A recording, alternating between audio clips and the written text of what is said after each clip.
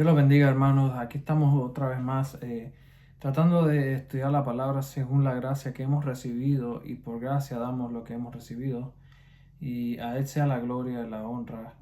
Quiero empezar un momento de oración para que aquellos que sea el Espíritu Santo guiándonos en todo momento y que sea el Espíritu Santo el que nos sea enseñando en todo momento. Y no solamente no escuche, sino que ora mientras oramos. Señor amantísimo, venimos delante de ti, glorificando tu nombre sobre todas las cosas y declarando tu santidad, Señor. Esta hora pedimos que tu Espíritu Santo sea enseñándonos toda la verdad, Señor, que es en Jesucristo, y a ti sea la gloria y la honra, Señor. En nombre de Jesús. Amén. Bien, hemos estado hablando de Juan, de quién es Jesús, Jesús como la luz del mundo. Y para nosotros reflejar esa luz, tenemos que conocer la luz. Nosotros no podemos reflejar algo que nosotros no conocemos. Nosotros no podemos dar algo que no tenemos. Entonces, así mismo como nosotros aprendemos de Él, así mismo tenemos que reflejarlo a Él. Y esto es lo que vimos en el episodio pasado, cuando Jesús hablaba con la mujer samaritana y ella no lo conocía. Y le hacía preguntas, ¿cómo tú me puedes dar el agua si tú no tienes con qué sacar agua del pozo? Jesús estaba usando algo físico, unos objetos físicos y materiales para enseñarle una verdad espiritual. Porque Jesús lo que quería es que ella fuera salva, que ella lo reconociera como el Mesías. Y ella lo hizo al final. Entonces, el efecto de eso fue que ella dejó las cosas y se fue al pueblo a hablar del Mesías. Y eso nos enseña a nosotros qué nosotros estamos haciendo con la verdad.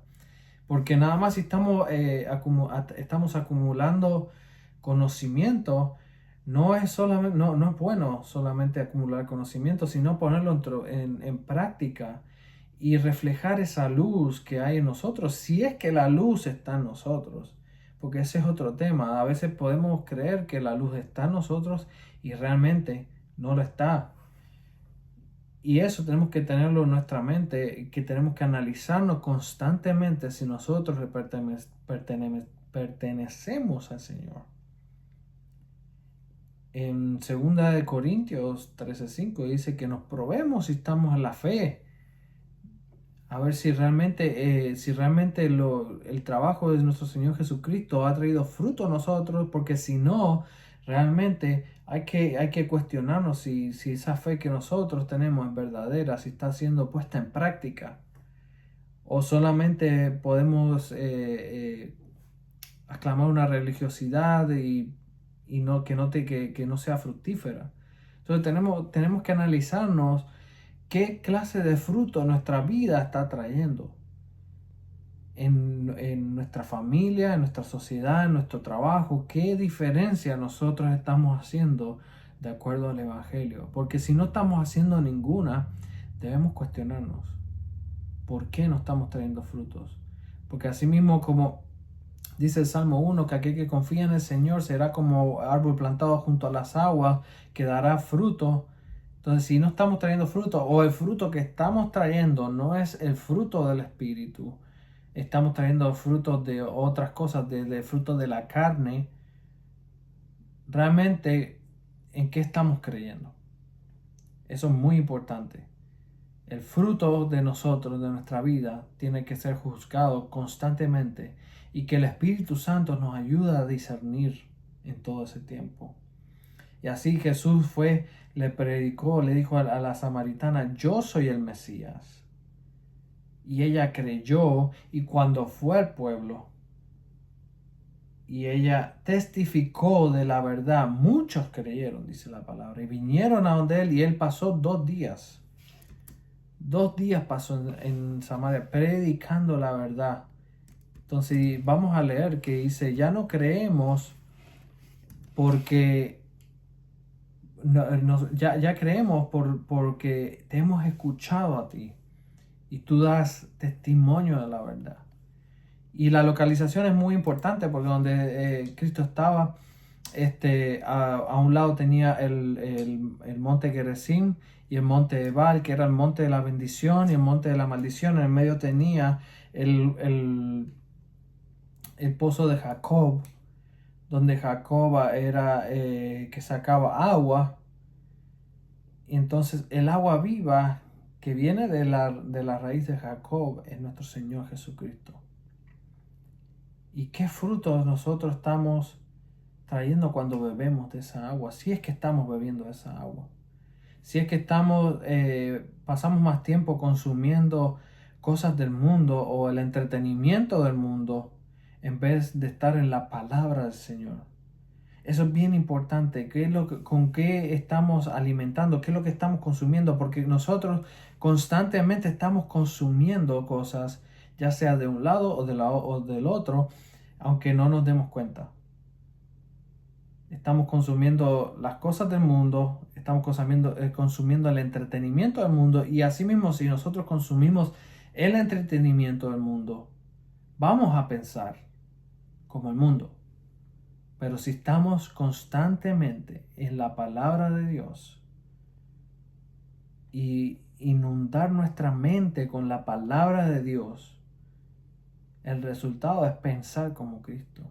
Y si nosotros pensamos como Cristo, vamos a actuar como Cristo. Obviamente no somos como Cristo totalmente porque Él era sin pecado, nosotros tenemos pecado.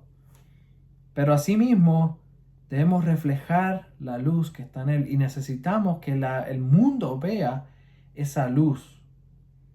Porque si no están viendo esa luz, quiere decir que hay problemas. Entonces vamos en el capítulo Juan, capítulo 4.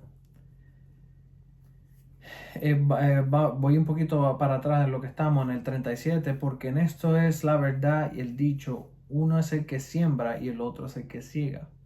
Yo les he enviado a cegar lo que vosotros no labraste, y otros labraron lo que habéis entrado en sus labores.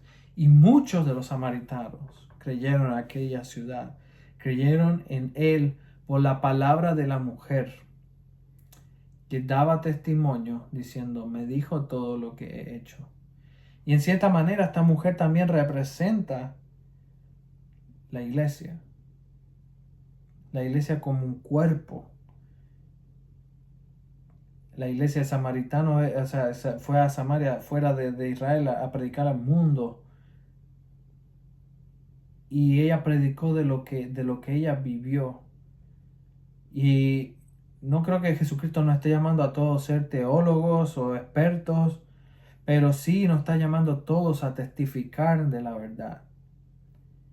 Y esto es muy importante porque nosotros tenemos que testificar de la que hemos vivido, pero si no hemos tenido esa experiencia, vamos a tratar de sustituir esa experiencia con otras cosas, con entretenimiento. Y por eso es que vemos todas estas iglesias en el mundo que vienen y tratan de sustituir experiencias con Cristo por entretenimiento y cosas del mundo. ¿Por qué? Porque no han tenido una experiencia real con el Salvador. ¿Por qué? Porque no se han arrepentido. Vemos gente que trae un evangelio sin arrepentimiento, un evangelio de entretenimiento. Entonces lo que hacen es traer un falso evangelio, porque el evangelio es un elemento que si tú le quitas o le añades algo, lo falsificas. Y esto es importante. Entonces verso 40 dice: entonces vinieron los samaritanos a él y le rogaron que se quedase con ellos, y se quedó allí 2 días. Y parando un poco aquí, nosotros cuando escuchamos a Cristo, cuando estamos en su palabra, tenemos ese deseo constante de que quiero escuchar más de ti, quiero que me digas más, porque quiero saber más de ti, porque realmente tú eres el que me da agua de vida. O leemos la palabra, ok, leemos qué es lo que le tenía que leer hoy, checkmark, ya no necesito leer más nada, o ya no necesito buscar más nada porque ya tuve la porción de hoy, mi vida está completa porque ha hecho esto. No, cuando Jesucristo se convierte en el todo de nosotros, empezamos a actuar diferente. no actuamos como el mundo, sino actuamos como el Hijo de Dios. Y empezamos a imitarlo, las cosas que Él hacía.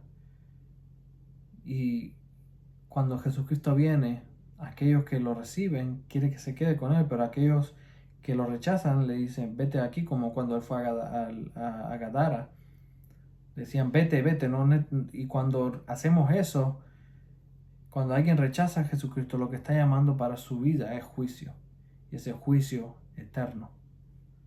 Y es muy, muy triste. Y nosotros debemos estar en constante,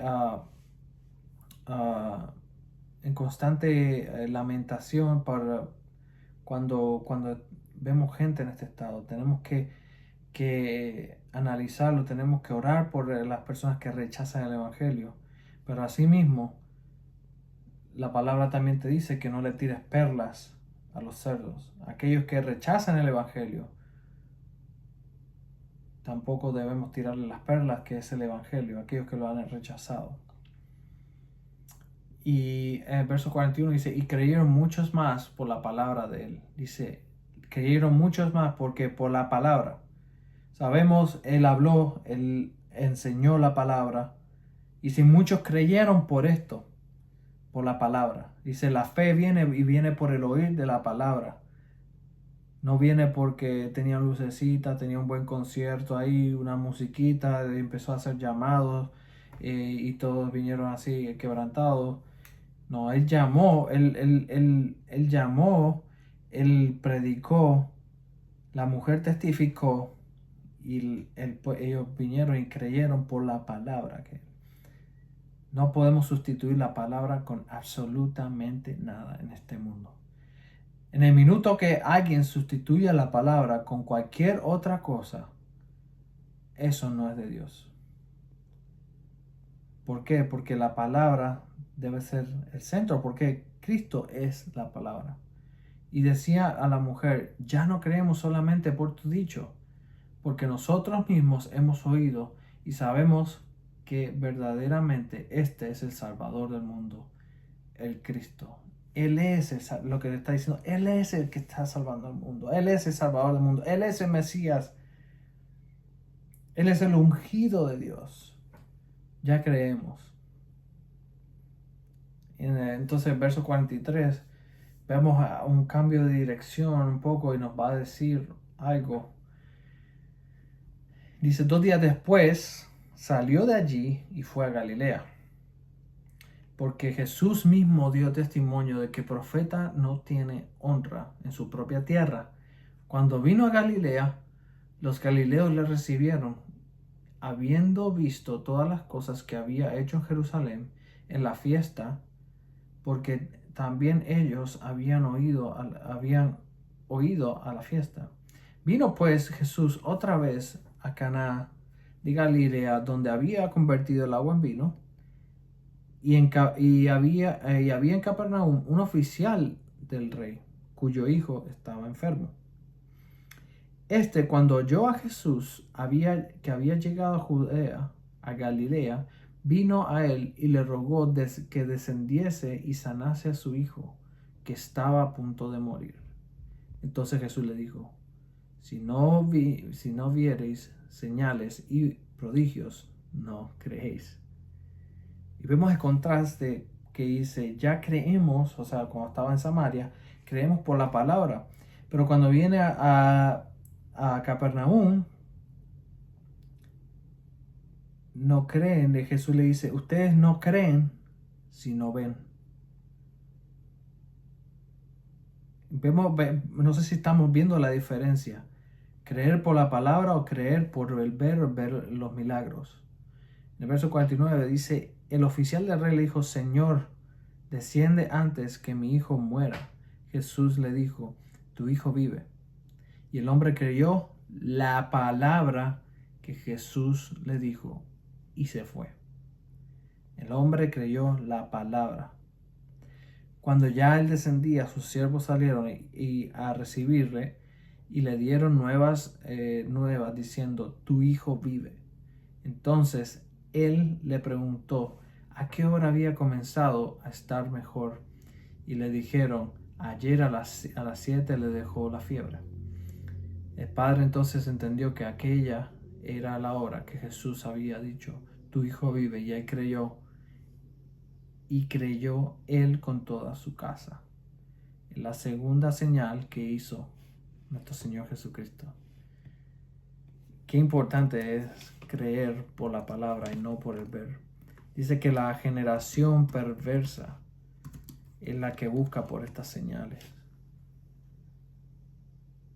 Dice, él fue a los samaritanos, los que no eran judíos, los que eran mezclados, creyeron por la palabra. Pero fue a Capernaum y no creyeron, sino que tenían que buscar las señales del Salvador. ¿Y por qué lo que se da esto? Porque aquella gente que busca las señales, el que quiere ver las señales es un deseo de la carne. Esto no quiere decir, Jesús sí hizo milagros y señales para cumplir con las profecías mesiánicas que testificaban de quién Él era. Pero Él no solamente hacía eso, sino que Él enseñaba la palabra. Y Él decía que Él era el cumplimiento de la ley. Pero el anticristo va a venir con esta agenda de engañar a través de las señales. ¿Por qué? Porque la generación perversa y engañosa busca totalmente las señales y no la palabra. No sé si vemos el contraste de una y de la otra. Que la fe viene por el oír y el oír de la palabra de Dios. Y aquellos que dice que Jesús mismo dice que los judíos buscan por señales. Y la única señal que les será dada, dijo Cristo, será la señal la señal de Jonás. ¿Cuál era la señal de Jonás? De que él iba a resucitar también. Pero aún así no creyeron en él. ¿Por qué? Por la dureza de su corazón. ¿Y qué es lo que nos enseña esto a nosotros? Que si nosotros tenemos nuestra propia perspectiva de la vida, que si nosotros tenemos nuestra idea preconcebidas de lo que es el mundo, de lo que va a ser el futuro, y no estamos dispuestos a morir a nuestro ego, a nuestro yo, para recibir el Mesías. Porque Jesús mismo dice, aquel que quieran venir en pos de mí, nieguese a sí mismo, tome su cruz y sígame. Hay un elemento de negarse uno constantemente. O tenemos nuestras ideas, que si tenemos nuestras propias ideas y nuestra propia mentalidad, no podemos ser seguidores de Cristo. Debemos estar con la mente abierta en el sentido de que Él es el que nos guía, Él es el Mesías. Y yo no quiero hacer mi propia voluntad, sino quiero hacer la tuya, Señor. ¿Cuál es la voluntad de Dios? Es su reino. Es trabajar para su reino. Cualquier cosa que hagamos en nuestra vida, en nuestra familia, en todo nuestro medio ambiente, es edificar su reino de una manera u otra, ya sea enseñando la palabra en nuestras casas, ya sea predicando el evangelio afuera, ya sea enseñando en la iglesia, ya sea haciendo lo que hacemos. Nuestro trabajo es un ministerio también. Cualquiera que sea nuestro trabajo, tenemos que hacerlo para la gloria de Dios, no para nosotros. Porque si lo hacemos para nosotros, siempre vamos a tener un descontento. Siempre vamos a tener algo que nos vamos a quejar. Pero si lo hacemos para el Señor, vamos a regocijarnos en Él. Y en eso es algo que yo también tengo que trabajar. Todo el mundo tiene que trabajar. Y el que nosotros nos mantengamos en la palabra de Dios, por su palabra, es sumamente importante. Porque Jesús es Señor y Salvador. Él nos salvó, sí, Él es Salvador. Pero Él quiere ser nuestro Señor también. Y de la única manera que puede ser nuestro Señor es que nosotros nos rindamos a Él completamente. En mi meta en estos días es aún sumergirme más y más y más en la palabra de Él. ¿Por qué? Porque lo quiero conocer más a Él. ¿Por qué? Porque quiero trabajar más y más para su reino y no perderme en las cosas de este mundo y en las enseñanzas de este mundo y en la mente de este mundo. Bueno, espero que esto él haya sido de edificación. En el próximo será el capítulo 5. Muy interesante. El paralítico de Bethesda nos enseña muchas cosas, muchas implicaciones, muchas aplicaciones también. Y debemos estar preparados para lo que viene. No es fácil lo que viene y la única cosa que nos va a sostener es estando en su palabra. El que guarda su palabra, la palabra lo guardará a él. En estos tiempos difíciles que vienen, para el mundo entero, el que guarda su palabra, la palabra lo guardará a él y tendrá vida eterna. Y cuando leemos Isaías 65, 66, todas esas promesas preciosas que vienen en el futuro, no sin antes, vamos a tener un poco de sufrimiento en este mundo. Pero si nos mantenemos en la palabra de Él, vamos a perseverar. ¿Por qué? Porque Él perseveró y porque es por su espíritu, no por nuestras propias fuerzas. Espero que esto le haya sido de edificación y nos vemos en el próximo video.